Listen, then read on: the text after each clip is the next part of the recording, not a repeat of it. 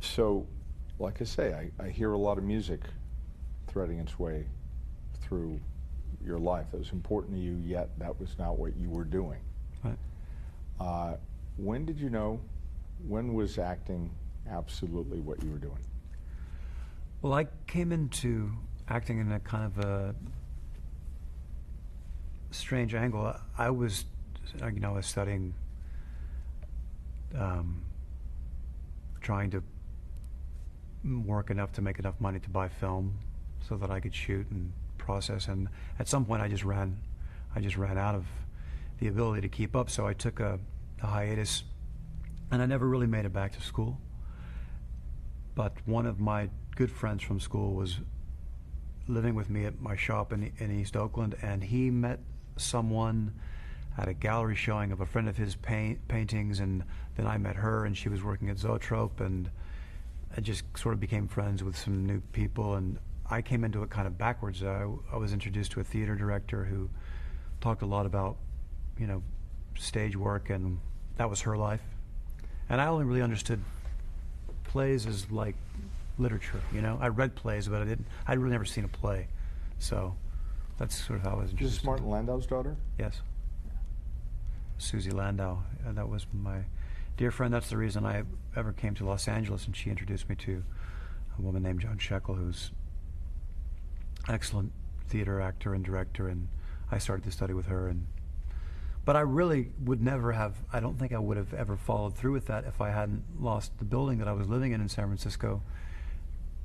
My building was owned by the Archdiocese, and it was supposed to be protected by a city supervisor ruling for our live-work spaces. But somehow the Archdiocese sold the building, and it turned into a parking garage. So I had to leave, and I couldn't afford to live in San Francisco anymore, so I moved to Los Angeles. They paved paradise. Yeah, they did. They did. They paved it right down. Aside from everything else, I'm always was as a kid, a huge Martin Landau fan. What a great actor. Yeah. Yeah, phenomenal actor. So you came down to Los Angeles. You'd seen it playing soccer, but you hadn't really seen it. Los Angeles is, as we know sitting here, a world entirely different than San Francisco. Absolutely. When did you arrive? 97.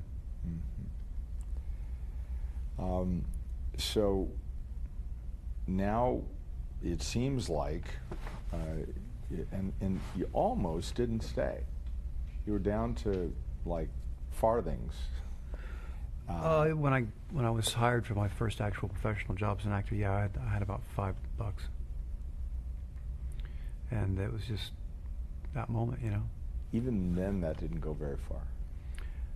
No, it didn't go any farther than the fact that I ran out of gas in my truck and took the bus to my house to get the $5. You take the bus back to get the gas, to drive the truck back to my house, to park it so it could be there out of gas. We pay $1 for these interviews, so I'm feeling like we can help. I appreciate it. Anytime. Here's the thing.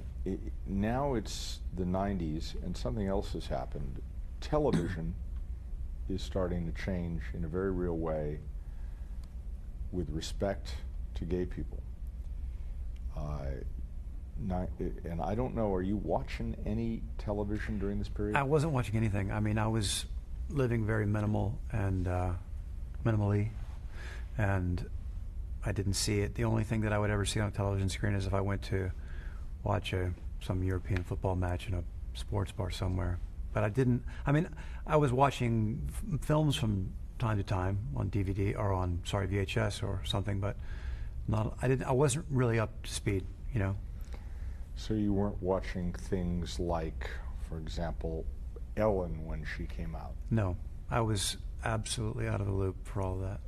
Yeah. Did it enter your consciousness? We asked Rachel Maddow this. She said she remembers she didn't own a television for 10 years, 2 years of which she was on TV. Right. But she remembers seeing Ellen's coming out on the cover of a magazine. Did that I ever- remember that. I remember there being an announcement of some sort, and I didn't. Can you say what it was? Announcement of? Yeah. I do remember some announcement of some sort about Ellen coming out, and I wasn't really because I didn't have a fast track into what her world was and how that affected her world, or what. I remember in the aftermath of that hearing about the show itself being canceled or something being pulled, and that was the show, and the reason for that was the fact that she had made this statement, but she had made it in character, which was the fascinating part to me, that, and I really didn't clock on that in the moment that it happened, because it was all sort of flying past me at light speed. But to later hear that, when I began to more specifically think about telling the story of someone who was homosexual on television, all those things came back in research and just conversation, and Which is the appropriate segue. You became aware, and at this point you have an agent? No.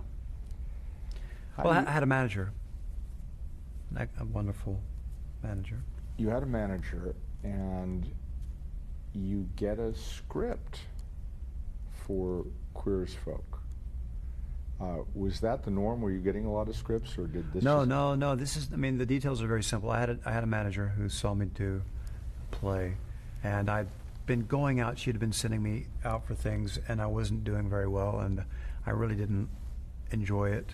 And I really liked studying, and I really liked working with actors and with directors. But the terrifying going in and trying to bang a cup and get a job as a result of it was kind of grinding me down. And I had made this decision that I was going to move. I was going to move to either to New York or to Chicago. I was going to flip a coin and make a decision and just dive in further into working as a stage actor and learning more and going to the promised land, so to speak, for that.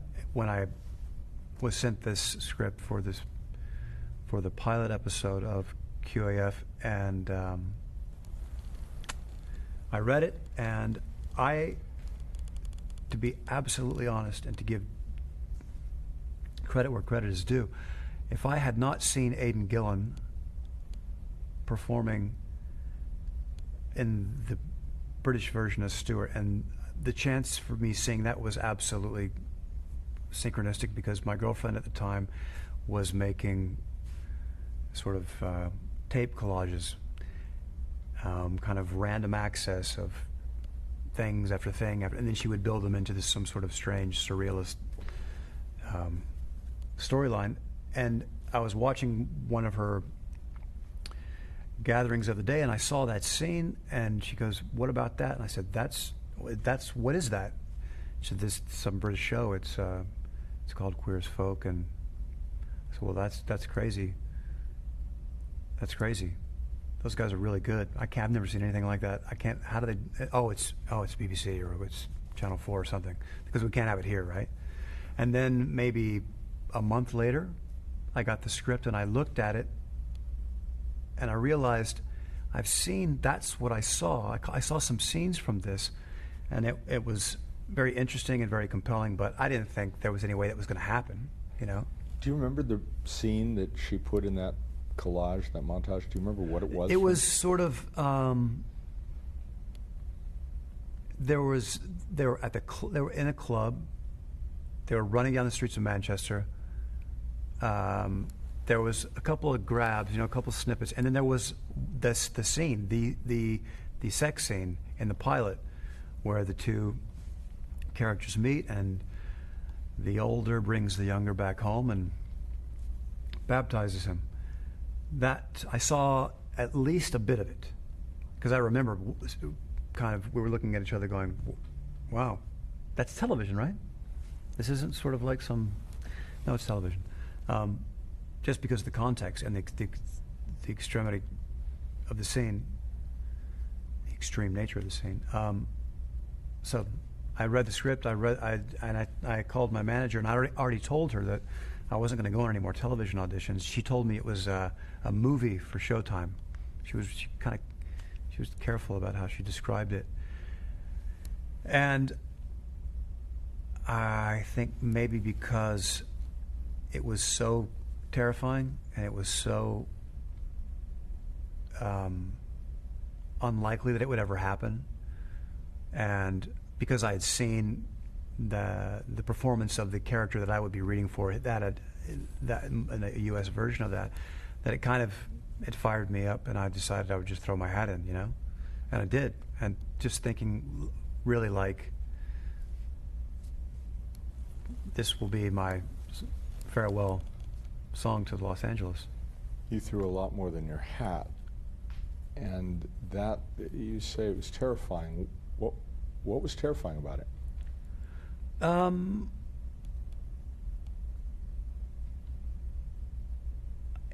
For me at that point in my life, it was, and it still is kind of this is one of the things that's terrifying to me every day, is to do good work, and I am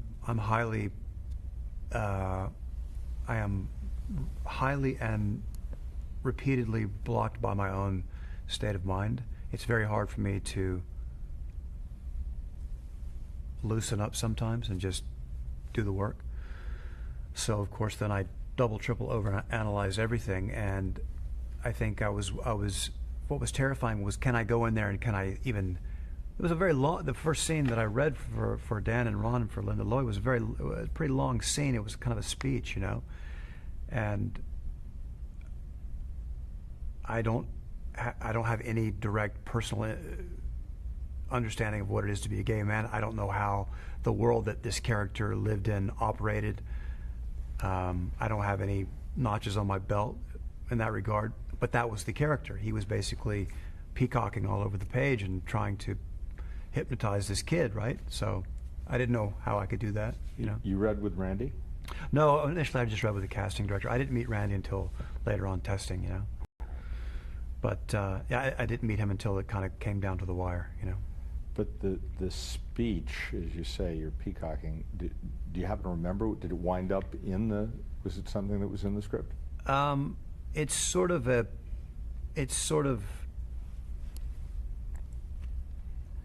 It's like, are you coming, or are you going, or are you coming, and then are you going? It's sort of a preamble to that. It's sort of, he's establishing, you're in my world now. You can leave or you can stay, but these are all the reasons that my world is my world, and here we are, and you got the balls. So this happens. You don't know at this point. You now know retrospectively, and it's funny about memory. I had this conversation,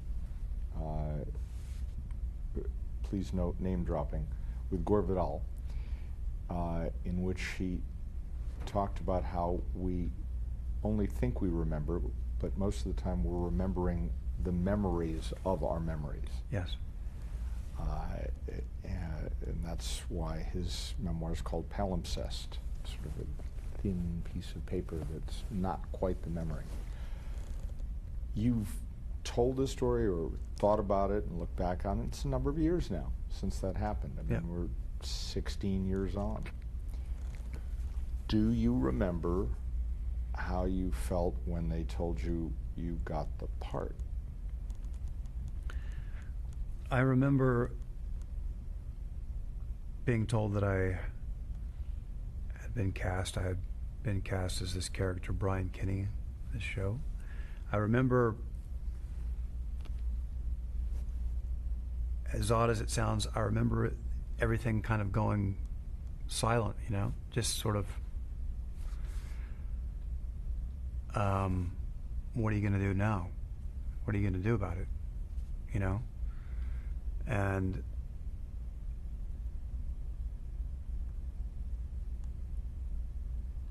this is the memory. This isn't a version of the memory. This isn't an overlay. This is exactly what happened. You've got it, and you have to leave in 2 days if you take it, and what do you think? And I said, on the one hand, I've got 70 cents. On the other hand, I got 70 cents. I know. I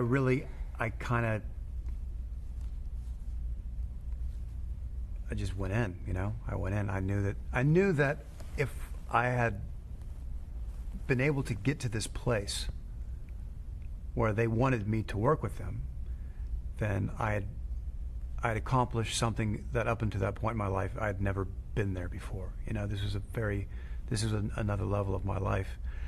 And I grew up in Atlanta, like we've said a million times. I already had gay friends as a kid that I knew were gay. And I knew people that were gay in my church. And I knew people that were gay who were just friends of friends. I also knew about Oscar Wilde, and I knew about Jean Genet, and I knew about Tennessee Williams as literary figures more so, especially with Williams, because I'd never seen any of his plays on stage. But I knew that a lot of the things that I loved in terms of art, in terms of things that compelled me or that made me really step back and say, that's the kind of work that I would like to be able to do at some point, or I would like to meet those people, or I would like to be in those worlds. I felt a real slight tinge of I'd been included on this team now, right? Had slightly been pulled into a new world, and I felt inspired by that. I felt like I really wanted to do a good job, but I was, like I said, I was terrified because I didn't know what to do. I didn't know how to, other than say the lines and play the physical actions and feel the feelings of what the character was feeling. There was a whole part of that world that, I mean, that gun wasn't loaded, you know? I didn't have the bullets for that part, right? So. Well, you didn't fire blanks, but I'm hearing something that I hadn't thought about before, and I'd read it, but it hadn't dawned on me. You're 30 years old, right? Is that right? And you've never really had a steady acting gig, anything that was going to put you through pace. It doesn't matter what the part was, gay, straight, yeah. You know, this was... I'd done a really low-budget film with some great guys who became my first on-set family, my first kind of, outside of theater, you know, running and gunning and camera work and what it take to make a film. And how long did that last, though? I mean, that was maybe all of maybe 4 weeks, you know, maybe. So yeah, I was still extremely green, you know. It's fascinating to me that I could even hit my fucking mark, you know, because it looks very different when you're on a set as opposed to being on the floor of some stage with people sitting in front of you on the chairs, you know. So you get on a plane and you go to Toronto. Mm-hmm. You ever been to Toronto before? Nope. Okay. What happens now? There's a car waiting to meet you at the airport, and the whole thing Went to the airport, left the airport, took the car, went into town, and went to the production office, and then was immediately told that because of some sort of glitch with my passport or my work permit, I had to go to Buffalo to go back across the border. So got in the car, drove to Buffalo, went back across the border. Then I was actually in Canada. I was in the province of Ontario to do work in the city of Toronto, and I had an American passport, and I was legal to work, and I could do that. So that's kind of where it started. Then I went and had fittings and met, you know, Sheila Hawken, and met Dan and Ron, and I'd met them already, but kind of landed with them and went to the Sutton Place Hotel and got my information that the first day of shooting would be about 8 hours of sex, shooting sex scenes. And I think the next thing that I did was went and bought a bottle of Jameson and went into my room with my headphones and listened to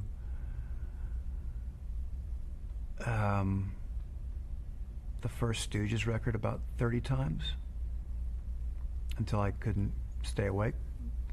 Slept all through the weekend and walked off the plank. You just made Asher's day. That's what he would drink too. And I want to ask Asher, are we good on that shot where we have Gale right now? Yeah, we're good. Thank you. So that first scene, that 8 hours, that's with Randy. Yeah.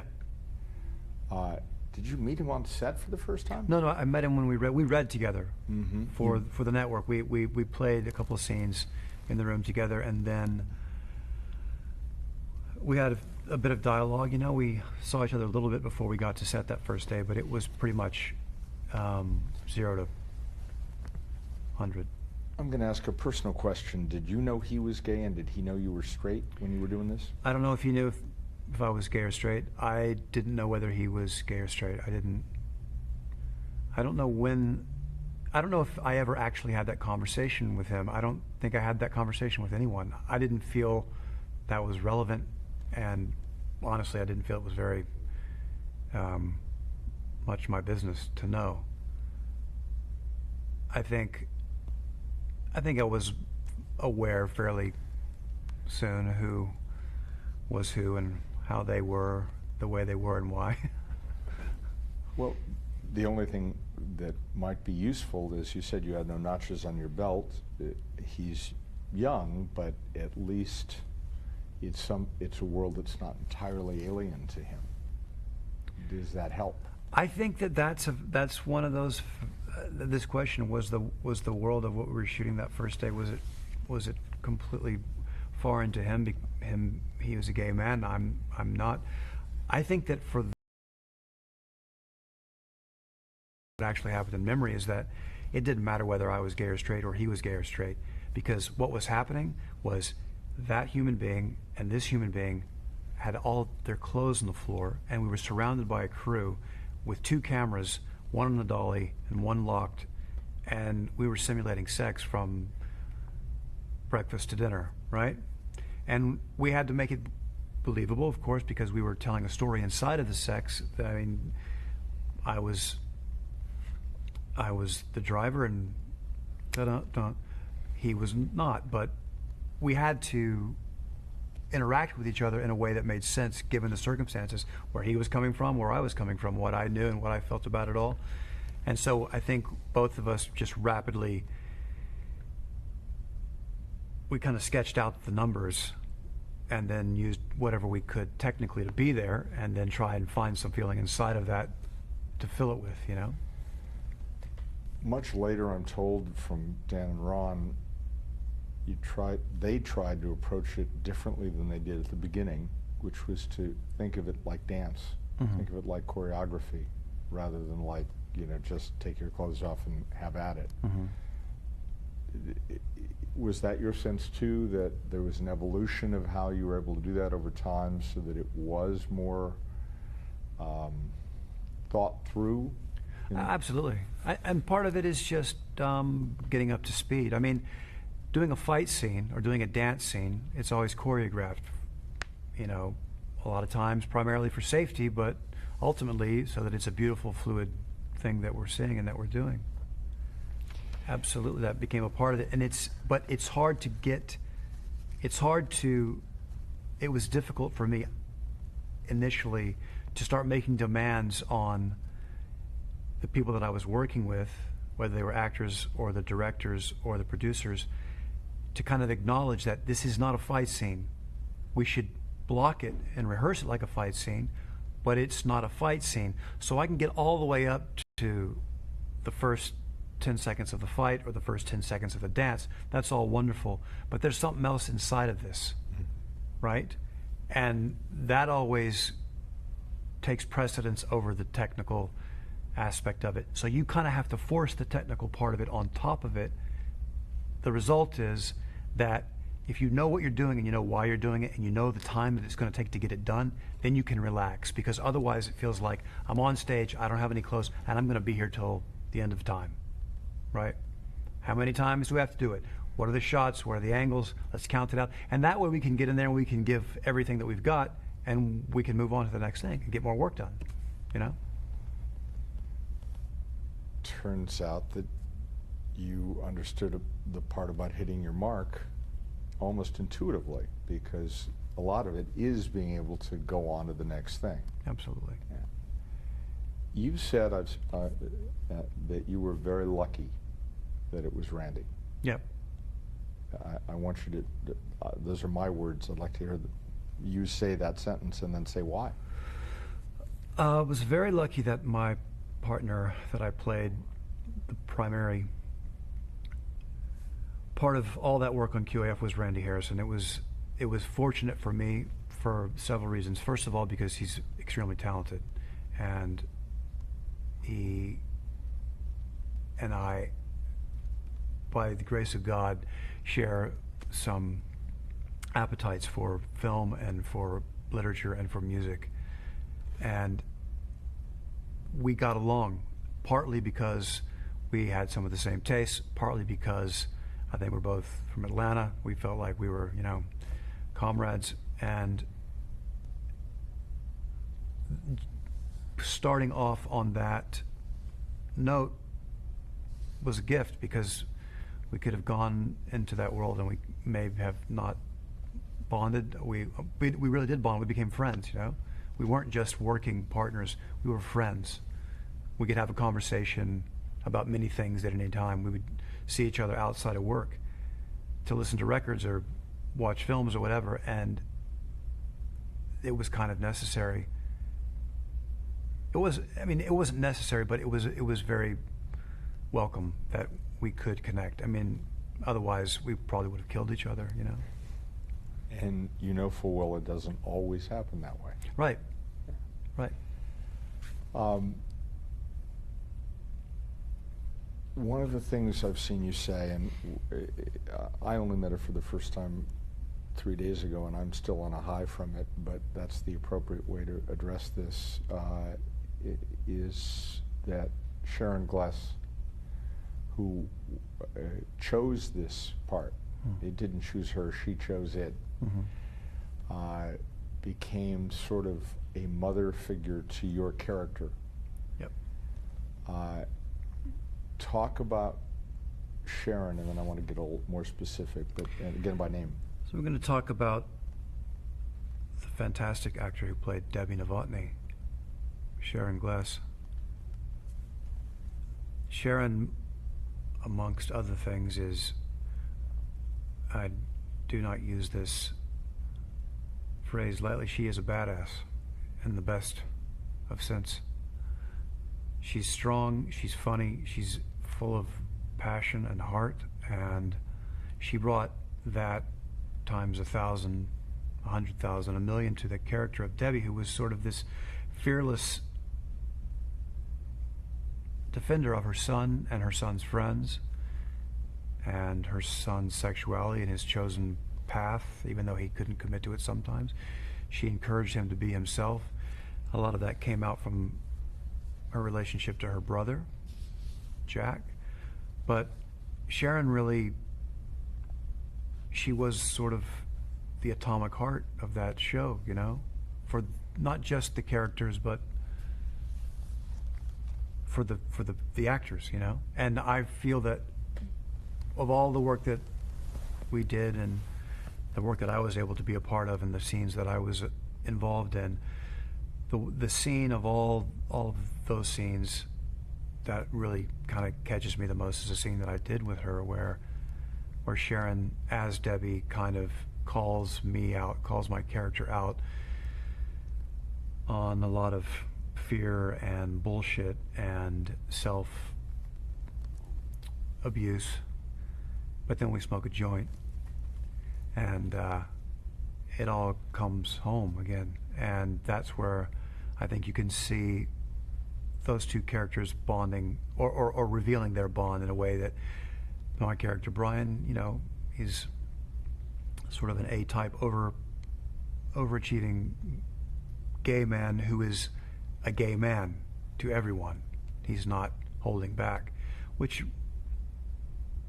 underneath all that, it exhausted him. It drew a lot from him, but he had nothing at home to rely on. He had a dad who wanted to break his neck and a mom who was borderline psychopathological, and a sister that was, and so Sharon's character, Debbie, really was the rock that even as a kid growing up, I didn't even really realize who she was, of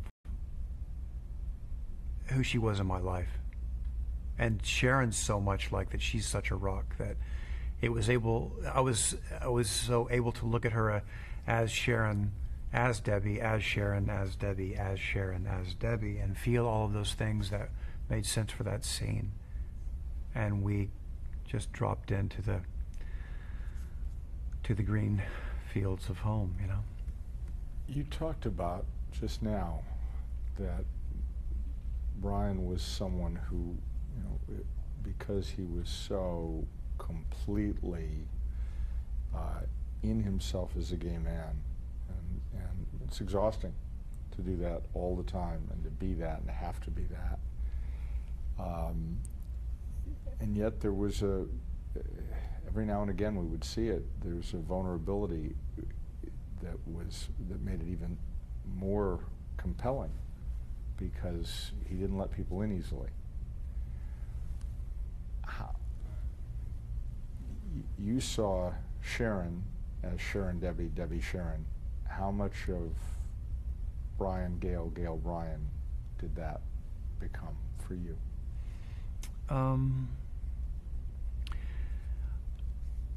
I think that the character of Brian and the way that I played that character, besides the fact that I look like the character because I'm the person playing him, I don't know how much of myself is in him. I'm not driven like that.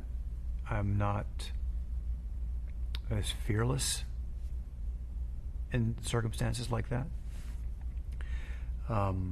Not as overtly confrontational, not as self-aware. You know, his self-awareness was very specific, and I think that and that's the way that I felt it coming through me, was he had an idea of himself, and he foisted that on people sometimes, or he threw that down as a gauntlet, and then he just said, that's the way it is, and if you don't like it, fuck off. And he really used that as kind of a mantra, and that I don't share that with him, you know. But I don't have a reason to. He had a crusade. He had his version of his own crusade that he had chosen to fight, you know, and he was completely justified in doing that. And that was his survival mechanism, as well as a way to have a lot of fun with people, because he really liked to fuck with people, you know. That there's a slight Machiavellian tone to him, you know, and I think that's very evident in his work, the way that he interacts with people that either he's asking for money or are accusing him of shortchanging them or not executing the project that he's pitched for them. So those are aspects that are purely on the page, and I was just saying those words, you know. But after a number of years, the writers write to, and we see this in almost any character that runs more than 5 minutes, they write to how you play it. Did you ever have the sense that you were informing the growth of Brian, that how he evolved came from some of where you were taking him?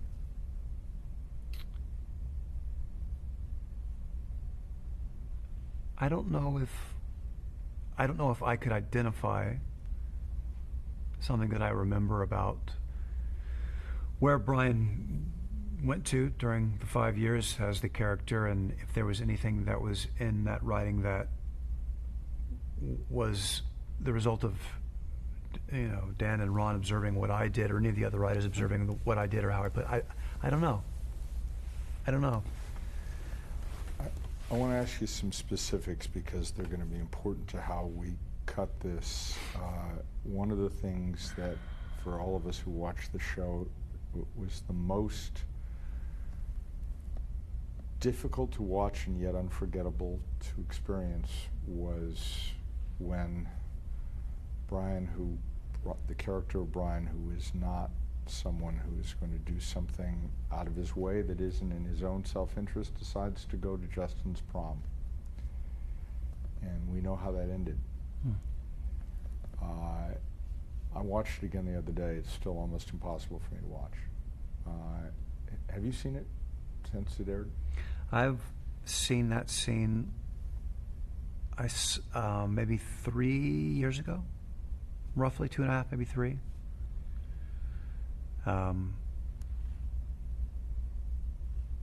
Like every actor, it's there's a bit of a, like, watching yourself and watching time,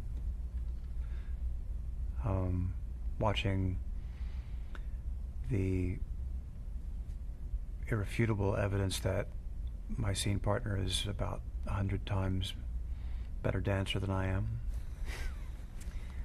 But we worked it out with editing and camera moves. But the aspect of that,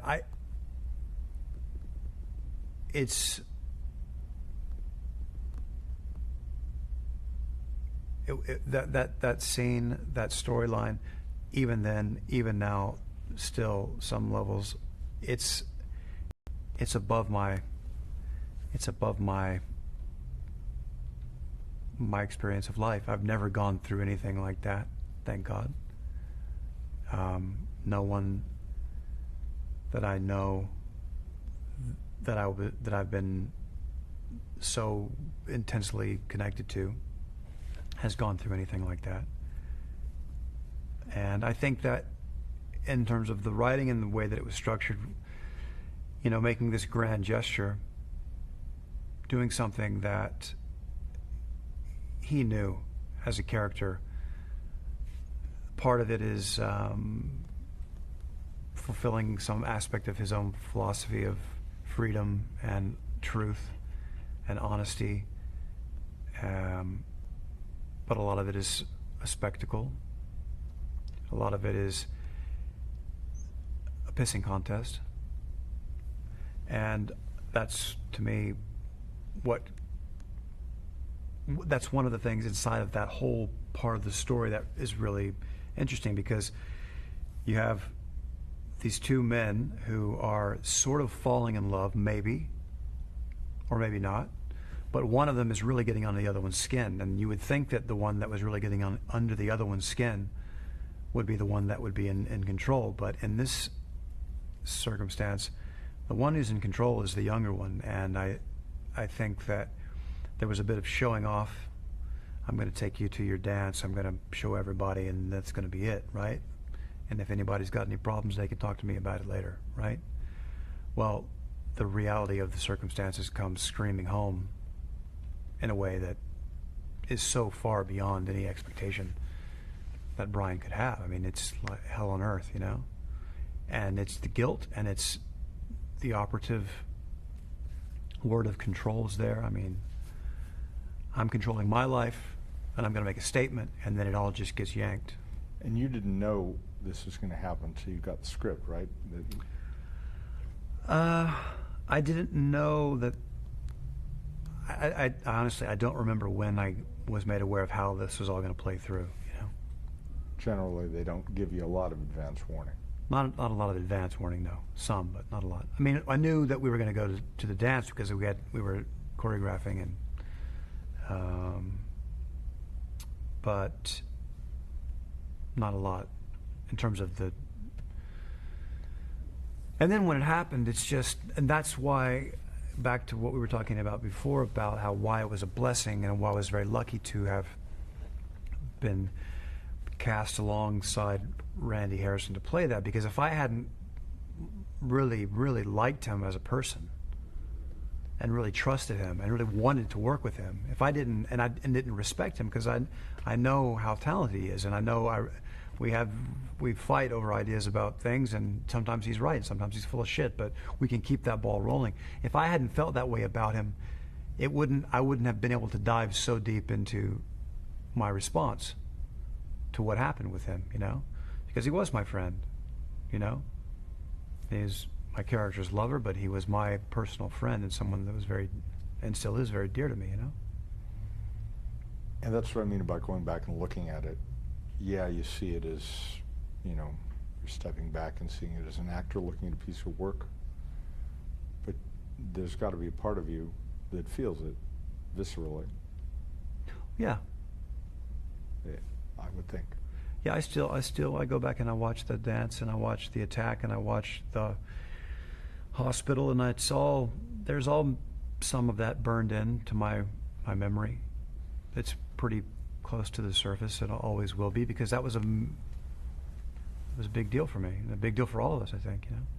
Were you aware of the big deal that it was for the people who were watching it? No. Not at all.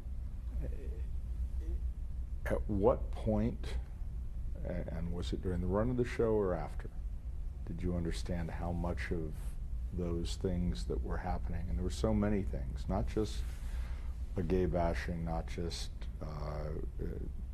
drug addiction for Scott's character, not just HIV positive for Bobby's character, or Robert, depending, or Vic. How much were you aware in the run of the show that these things were resonating with people in the world?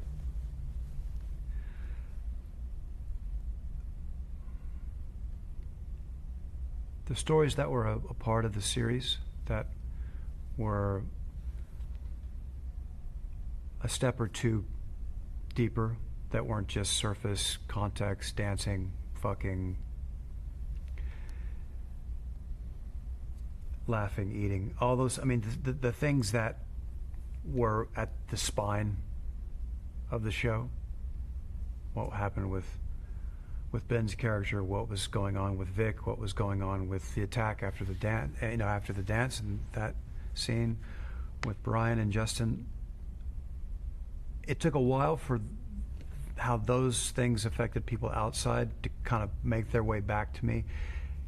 In the beginning, I heard some things, a lot of it sounded very rhetorical to me, because it was very hard for me to be able to step back and take the perspective. I was just still trying to make sense of everything and trying not to humiliate myself or get it wrong. Maybe after we came back for the second season, and every once in a while someone would come up to me and say something on the street, and I still felt so unsure of myself in that world. There are a lot of personal experiences or overlays or responses that were generated from the show. When those come back from the person that they land on to you, in other words, the viewer or someone who's seen it coming back and telling you that, it's hard to hear. It's really hard to hear. I think that part of that is just instinctual. I think that we block. I think, for me as an actor, I try and maintain some sort of distance so that I can be present when I'm playing the character and not to get lost inside of the middle ground. I think that some of those things where people shared how they felt, sometimes tears of joy, sometimes really upset memories, I didn't feel like I deserved that kind of information. I shouldn't be privy to that, It's a little jarring. While you're doing it? While the series is running, while you're still While the series is running, sometimes we would be playing a scene and I would be thinking, well, I wonder how this is going to affect people, because now I'm starting to hear feedback, And I just had to block it out. I couldn't let that come into my mind, because otherwise I would be playing a scene with another actor. I'd be playing a scene with an actor who's being haunted by this phantom of someone that's a million miles away, I'm nothing I can do about that.